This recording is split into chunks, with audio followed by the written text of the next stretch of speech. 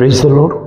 आसंतु देखिबा प्रभु जीशु ख्रीस्ट अनंत जीवन विषय रे कौन शिक्षा देउछंती।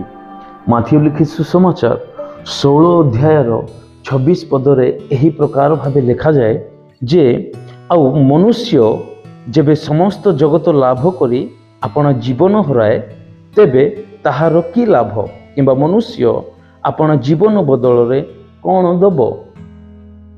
प्रभु बहुत सुंदर भाव एठारे अनंत जीवन विषय रे शिक्षा देउछंती।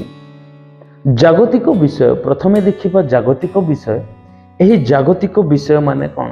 जेतेबेले आम्भे माने जगत रे बंचु अछु, जागतिक विषय अनेक विषय अछि जहाँ आमे चाहि थाउ बंचिबा निमंते, यही जगत रे रहिबा निमंते, किंतु से समस्त विषय क्षणस्थायी अटे। जेतेबेले आमानकर जीवन निज शरीर ठारू अलगा हो जाए थाए, सही समय किछि मध्य आमे लाभ करि परिबा नाही, किंतु आम्भे माने अनंत जीवन प्राप्त होई परिबा। एठारे लेखा अछि जे मनुष्य जेबे समस्त जगत लाभ करी अपना जीवन हराए तेबे ताहार की लाभ।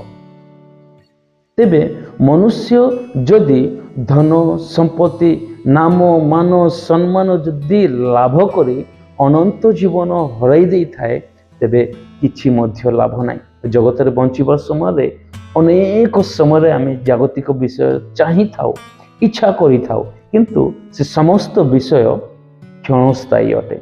आसु आजी निज निजको आत्मसमीक्षा करिबा आउ अनंत जीवन प्रति आसक्त हेबा। प्रभु आशीर्वाद करंतु।